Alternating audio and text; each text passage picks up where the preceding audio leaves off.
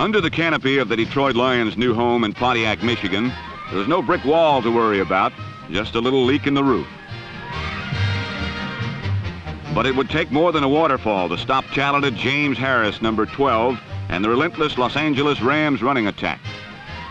It seems Harris' main job these days is to simply hand off to either Lawrence McCutcheon, number 30, or Jim Bertelsen, number 45, in an offense that's about as exciting as watching rain pour through the roof. The 4-yard slug is the Rams' favorite play, but for variety's sake, James Harris will occasionally contribute a 3-yard slug. It's no wonder, then, that when it comes time to pass, Harris seems a bit rusty.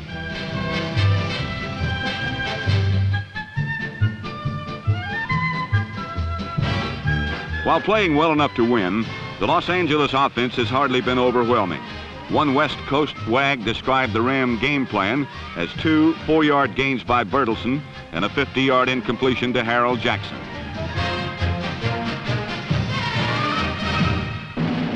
On the other hand, Detroit's offense defies predictability. With former third-string quarterback country Joe Reed running the show, anything can happen.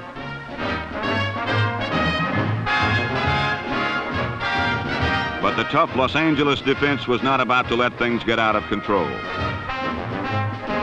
Since taking over for injured quarterbacks Greg Landry and Bill Munson, Reed was on a 3-game winning streak, but the second-ranked defense in the NFC turned him back without a point.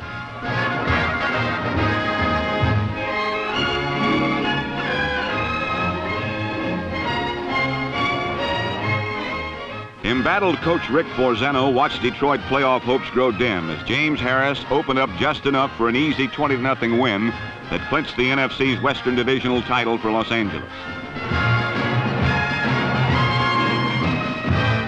Detroit's loss clinched the Central Division title for Minnesota, and Fran Tarkenton led the Vikings into Washington with only pride and an undefeated record at stake. But the Redskins were desperate, and quarterback Billy Kilmer came out firing hot.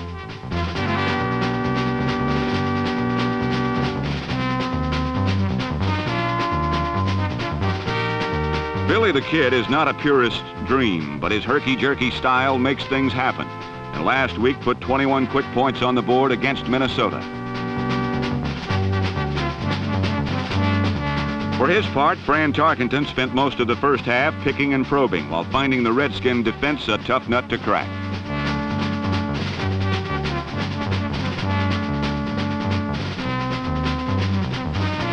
Washington took charge by using unexpected defensive sets, but Fran Tarkenton does not believe in attacking any team with a preconceived game plan.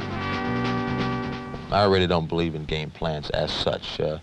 I think it's more important to know your personnel that you've got on your team, work on the plays that you can do well during the course of a week, and make sure that you're executing those plays very well during the course of the week. Defenses change from week to week by teams.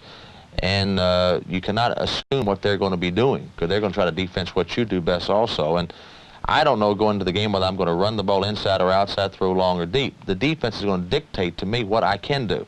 And what they allow me to do is what I'm going to try to do that particular day. With Minnesota trailing 21-0, Tarkenton finally devised the proper plan of attack. The beefy Redskin front four was quick but not fast enough to run down Tarkenton on a sprint to the outside. To add another wrinkle, Tarkenton would stop and throw back across the grain for short but steady gains. When Washington spread to cover the outside, Tarkenton took to the middle.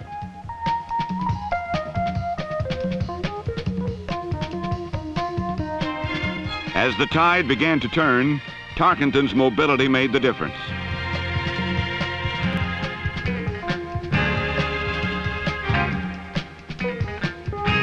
Chuck Foreman caught Tarkenton's 286th career scoring pass. Then the 35-year-old turned the corner like a rookie for his 28th pro rushing touchdown.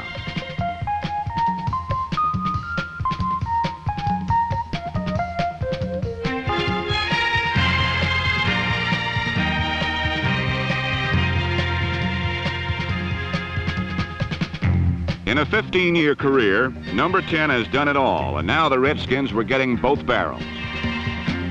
Sir Francis led the frontal assault, and the Minnesota defense held Washington without a first down during a 25-minute stretch of the second half.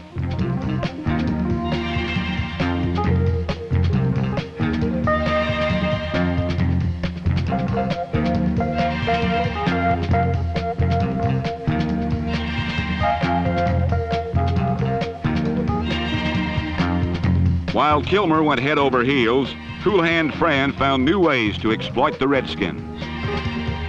On 3rd and 1, Washington jammed up the middle, so Chuck Foreman popped off tackle and went home free.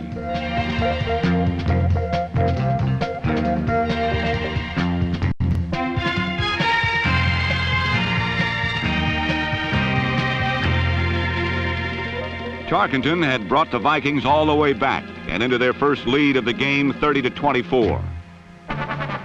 With only 1:51 left to play, finger-licking George Allen faced expulsion from the playoffs for the first time in 6 years. Allen needed a miracle, and Billy Kilmer gave it to him.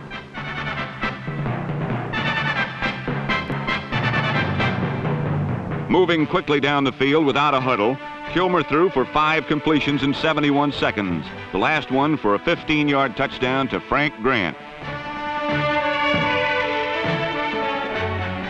With a stunning turnaround, Kilmer had taken his team 77 yards to a touchdown as Washington recaptured the lead 31-30. Fran Tarkenton still had 34 seconds to play with.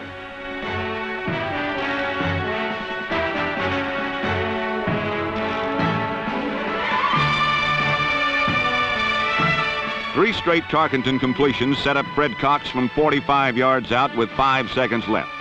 Cox had already missed a field goal and an extra point. This time, his low-line drive was tipped by Ron McDowell, and Washington was a winner.